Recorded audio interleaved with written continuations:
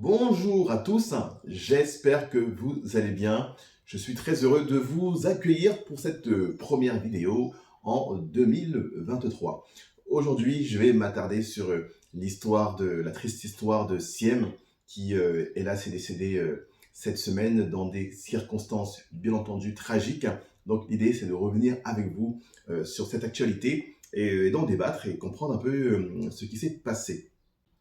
Alors Siem est une jeune fille originaire du Gard, dans la commune du Grand Combe.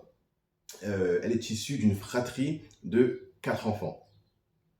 Elle est signalée disparue le 26 janvier dernier, avec beaucoup d'inquiétude. Elle était chez sa grand-mère, elle est partie et elle n'a plus donné signe de vie. Naturellement, sa famille, très proche d'elle, très inquiète, est allée voir la police pour signaler la disparition et bien entendu faire les enquêtes qu'il faut pour la retrouver. La police a exploré plusieurs pistes. Ils ont vraiment fait tout ce qu'ils pouvaient pour la retrouver. Il a même été à un moment donné question d'un enlèvement, d'une séquestration. On a regardé autour de son entourage. Voilà, ils ont vraiment fait l'enquête comme ils pouvaient, jusqu'à essayer même de retrouver les bornages téléphoniques, puisqu'ils n'étaient pas en possession des téléphones. Cependant, grâce aux opérateurs, on peut voir où est-ce que les téléphones a borné, voir s'il y a des indications, des indices, et pouvoir dessiner un périmètre de recherche. Dans cette enquête, on remonte le nom d'un certain Mahfoud. Mahfoud, qui est dans un premier temps l'ex de la cousine de Siem et qui est entendu en tant que simple témoin dans un premier temps. Ils le reçoivent, bien entendu, il dit qu'il n'est pas concerné par cette affaire et il ressort de cette première entrevue libre.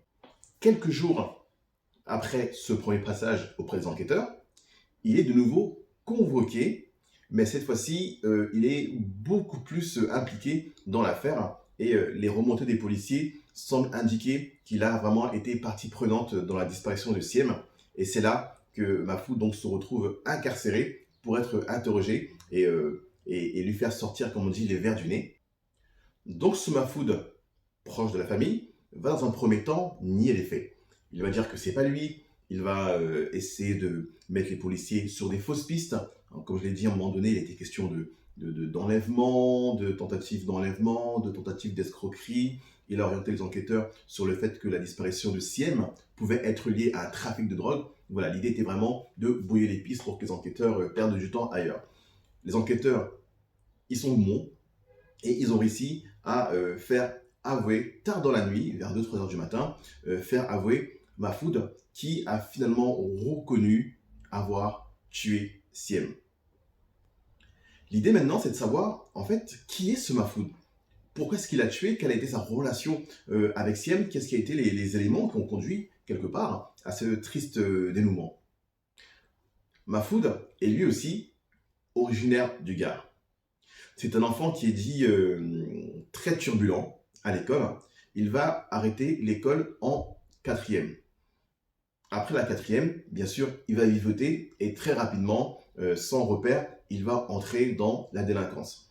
Par des biais de délinquance, vous savez, des vols, ce genre de choses voilà, qui agrémentent toute la vie d'un jeune délinquant. Et très rapidement, il va connaître, étant mineur, ses toutes premières condamnations par-ci par-là, pour divers faits, pour divers vols, pour divers arrestations, voilà. Donc vraiment, c'est tout le cheminement, j'ai envie de dire, classique qu'on connaît d'un délinquant qui arrête l'école très tôt et se retrouve livré à lui-même, livré à la délinquance, livré aux influences des uns et des autres. On sait qu'il fera par la suite des petits jobs type maçon, il va tenir un snack, il va être ouvrier, mais très rapidement, Mahfoud va passer à l'étape supérieure. Alors, je ne veux pas parler de grand banditisme, mais voilà, vous montez en grade et vous commencez à être impliqué dans des affaires de vol à main armée, de séquestration avec violence, qui s'était reconnu en 2012. Il a séquestré un buraliste et sa femme pour leur soutirer de l'argent. Une séquestration très violente, suivie de coups, enfin voilà, vraiment vous imaginez bâillonner et tout ce qui va avec pour vous soutirer le maximum d'argent. Il va ensuite connaître beaucoup d'autres condamnations, 13 au total et sera condamné à plus de 12 ans de prison pour l'intégrité de ces éléments-là. Alors, pourquoi n'a-t-il pas fait ces 12 ans? Enfin voilà, on va devoir encore un peu plus creuser pour savoir pourquoi est-ce que ce monsieur qui devait être en prison s'est retrouvé libre aujourd'hui, sachant qu'en plus, il devait encore passer en jugement courant février pour d'autres faits de délinquance. Donc, comme vous l'avez vu, on va dire qu'on n'est pas avec un saint. Donc, Mahfoud va prétendre à une relation avec Siem. Alors, il est vrai que moi, dans un premier temps, je me suis dit que quand même c'était bizarre, elle a 18 ans, il a 39. J'ai pensé qu'il avait dit ça pour s'en sortir, pour expliquer un peu la relation qu'il avait avec Siem.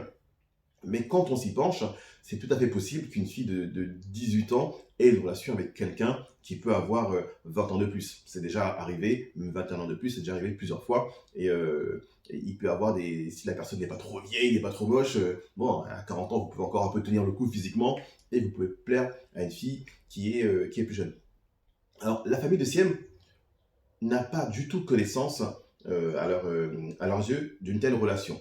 Et ils la nient, c'est tout à fait compréhensible, parce que s'ils n'ont pas eu d'éléments, s'ils n'ont pas eu d'écho, pour eux, c'est une relation qui tombe du ciel, une relation improbable, puisque Siem gardait l'enfant, justement, de sa cousine, et donc l'enfant de Mahfoud. Donc peut-être que pendant ces gardes-là, se sont nouées des relations, se sont nouées des choses qui auraient pu expliquer qu'à un moment donné, il puisse y avoir une relation entre eux. La police, de son côté, semble plutôt aller dans le sens du fait qu'il y ait une relation entre Mahfoud et Siem. Tout simplement parce que les interrogations de l'entourage, alors pas forcément de la famille, mais plutôt des amis, qui eux, en fait, ont souvent des secrets que la famille n'a pas, parce que vous pouvez confier des choses à votre ami que vous n'allez pas confier à vos parents, bien évidemment. Et grâce à ces différentes informations, ils ont pu valider la thèse d'une relation. Après, il est vrai que, bien qu'il y ait une différence d'âge, je me suis dit que, vous savez, souvent, aujourd'hui, les filles, même souvent les garçons aussi, peuvent avoir une fascination pour une personne qui peut être délinquante. On a tous des fois une fascination pour un tel gangster qui est mis comme un héros, tel délinquant qui est vu comme un héros et non pas comme un délinquant par rapport aux exploits, entre guillemets, qu'il aurait accomplis. On le voit dans les influences. Aujourd'hui, quand vous regardez des clips de rap, des clips de hip-hop, très souvent le chanteur va plus se mettre dans le clip plutôt comme un gangster que comme un héros. Il va parler des Kalachnikov qu'il y a dans le coffre, ils vont parler du trafic de drogue, du réseau qu'ils ont eu, ils vont parler de la descente expédition punitive qu'ils vont faire avec leurs potes. Donc vous voyez, donc les filles aujourd'hui qui vont être exposées à ce monde dans lequel ils vivent, de hip-hop, de rap, tout ça, en fait, vont plutôt voir des délinquants presque comme des héros que des vrais héros. Donc, elles peuvent tomber amoureuses d'une personne qui a un casier difficile, qui a un casier lourd, parce qu'il y a une certaine admiration pour ce côté un peu sombre. Le fait aussi que peut-être Mahfoud peut lui faire miroiter des choses, des gains rapides, de l'argent, de différentes choses qui peuvent séduire une jeune fille. L'âge n'empêche pas d'être attiré par des belles choses. Et quand je parle de cela, ce n'est en aucun cas pour accuser Siem de quoi que ce soit. Hein. Encore une fois, elle est vraiment victime de tout ça. Mais voilà, il faut regarder les choses en face et faire que peut-être que certaines choses qui ont été proposées, promises, une admiration, a pu générer une relation qui semble quand même, à nos yeux, pas très bonne. La différence d'âge, le fait que c'est l'ex de sa cousine. Ce soir-là, donc dans les aveux de Mahfoud, il dit que suite à une dispute, il aurait étouffé Siem. Alors j'attends l'autopsie quand même pour voir, parce que étouffer en empêchant une personne de parler, en lui mettant la main sur la bouche, il faut quand même y aller très très fort. Je veux dire, bon, même ma fille, j'aurais du mal à l'étouffer juste comme ça. Elle se débattrait, elle ferait quand même quelque chose pour m'empêcher. Donc bon, ça reste à voir. Est-ce qu'il y a eu peut-être viol? Est-ce qu'il voulait peut-être mettre un terme à cette relation? Voilà. Qu'est-ce qui a amené une personne à devoir tuer en raison d'une séparation ou d'autre chose? Donc ça, pour l'instant, Mahfoud est très silencieux, naturellement, sur l'élément. Et finalement, ça arrange bien Mahfoud que de dire qu'ils avaient une relation et de jouer là-dessus. Parce que avec un bon avocat, il peut faire presque passer cela comme un crime passionnel, comme une dispute de couple, et la peine n'est pas du tout la même que si c'est un crime de sang-froid, où vous prenez une personne, vous la tuez, ou c'est un crime occasionnel, c'est un crime parce qu'une personne va vous dénoncer. Et c'est peut-être là que l'enquête va devoir zoomer un peu, savoir quelles étaient vraiment la nature de leur relation, quelque part les secrets entre eux, et savoir pourquoi est-ce que il devait la tuer. Est-ce qu'elle menaçait de révéler quelque chose, puisqu'on sait que c'est pas un saint, donc peut-être qu'il y avait des trafics, ce genre de choses. Mais pour tuer une personne, si vous tuez une personne, c'est qu'il y a quand même un mobile très valable, et ce qui fait que ce que vous avez à perdre est énorme. C'est-à-dire que vous tuez une personne parce que ce que vous avez à perdre derrière est énorme. Donc quelle était cette énorme chose qu'il avait à perdre? Alors, il y a aussi une enquête psychologique datant d'il y a quelques années sur Mahfoud, suite à ces différentes incarcérations. Voilà, naturellement, on fait un profil psychologique. Effectivement, il est décrit comme quelqu'un d'assez assez instable, d'immature, de narcissique, et avec une déficience un peu mentale, du type, voilà, il serait dit pas très, comment dirais-je, je vais pas dire pas très intelligent, ça se fait pas de dire ça, mais voilà, qui peut être pas un jour là où il faut, et je peux m'exprimer ainsi. Donc voilà, ça fait un petit peu le tour du personnage, et finalement, ça laisse plus de mystère que de réponses.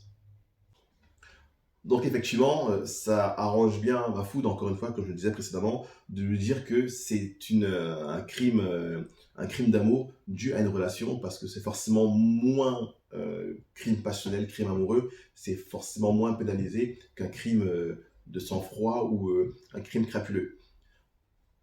Alors, Siem, dans l'affaire, d'autres témoins ont affirmé que ce jour-là, quand Siem devait aller voir Mahfoud, elle était très inquiète. Qu'elle aurait même confié à des personnes que si je ne reviens pas, c'est la faute, c'est qu'il m'arrive quelque chose et que Mahfoud m'a fait quelque chose. Donc, ce rendez-vous-là, très clairement, était pour elle un rendez-vous crucial avec des enjeux très forts. Peut-être que quelque chose se montait, et il y a même des éléments qui disent que peut-être qu'elle était un peu avec lui dans un coup. Voilà, qu'ils allaient peut-être faire un coup ensemble. Encore une fois, c'est un gangster. Il a peut-être pu la séduire en mode Bonnie and Clyde. Je t'amène dans mon univers, on va faire des trucs de fou ensemble. Et encore une fois, ça peut paraître étonnant, mais ça peut plaire. Ça peut plaire à une femme, ça peut plaire à une fille de sortir un peu de son quotidien et d'avoir une vie presque de gangster. Hein. Ça arrive, comme il y a des prisonniers. J'ai vu que j'avais suivi la série Dahmer, j'ai vu un reportage. Et ce monsieur, aussi horrible soit-il, un cannibale, un raciste, tout ça, mais il recevait de l'aide d'admiration. Il recevait de l'argent. Tous les plus grands criminels, en fait, ont des admirateurs et admiratrices qui leur écrivent en prison, qui leur disent bravo pour ce que tu as fait, ainsi de suite. Donc, encore une fois, même si une personne est monstrueuse, eh ben, il peut arriver quand même qu'il arrive à séduire d'autres personnes. Et encore une fois, peut-être que si elle, hélas, est tombée dans ce triste piège.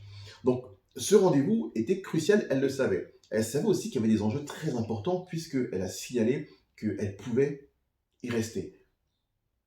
Que s'il arrivait quelque chose, elle avait signalé que s'il arrivait quelque chose, c'était parce que Mahfoud lui aurait fait quelque chose. Ça veut donc dire que pendant ce rendez-vous-là, il y avait quelque chose qui devait se faire, se dire, et qui avait un enjeu majeur. Je veux dire que si moi, je m'en vais à un rendez-vous et que j'ai à quelqu'un, je vais peut-être y rester, c'est que c'est un rendez-vous de fou, quoi. C'est un rendez-vous de dingue. C'est pas juste un rendez-vous où on se dit bonjour, on fait bisous et on mange une pizza. C'est qu'il y a des décisions cruciales qui vont être prises et qui font qu'en fonction de mes réponses, je peux y rester. Autant vous dire que si je suis en rendez-vous comme ça, je n'y vais pas, de vous à moi. Mais ça montre un peu les enjeux qu'il y avait et que Siem savait que ce rendez-vous était crucial. Donc il faudrait que les enquêteurs puissent creuser ça et comprendre exactement ce qui s'est passé parce que cette histoire ne nous a pas encore tout révélé. Bien sûr, les téléphones portables de Mahfoud et les téléphones portables de Siem sont totalement introuvables. Parce qu'aujourd'hui, quand il y a un crime, quand il y a quelque chose, c'est le téléphone qui vous trahit. Le téléphone qui vous dit où vous avez borné, le téléphone qui sait où vous étiez, Donc maintenant, les gens ne sont plus bêtes, la plupart du temps, soit ils laissent le téléphone, soit ils le détruisent, parce que le téléphone, en fait, est un tracker, il va révéler beaucoup de choses. C'est pour ça qu'à l'heure actuelle, les téléphones de Siem et de Mafood sont introuvables, parce que dès qu'on va les trouver, les téléphones vont parler, de par leur contenu, mais également de par leur géolocalisation, savoir où ils étaient, ainsi de suite. Donc voilà, je pense qu'on est sur une affaire qui n'a pas encore révélé toute son essence, une affaire triste pour la famille de Siem, à qui j'envoie mes pensées les plus tendres, hein, si je peux me permettre, et j'imagine que chacun se joint à ça. C'était une jeune fille, comme vous avez pu le voir, belle, souriante, enfin 18 ans, vous avez encore rien vécu, vous avez toute la vie devant vous, donc arrêter l'envol d'un ange, l'envol d'un oiseau aussitôt, c'est vraiment trop triste. Le père la famille forcément vraiment dans une situation qui est compliquée, et voilà. Donc, on se tient au jus, on se tient au courant des prochaines évolutions de l'affaire, s'il y a des éléments importants qui changent la donne. Et d'ici là, je vous souhaite un très bon week-end. Ciao.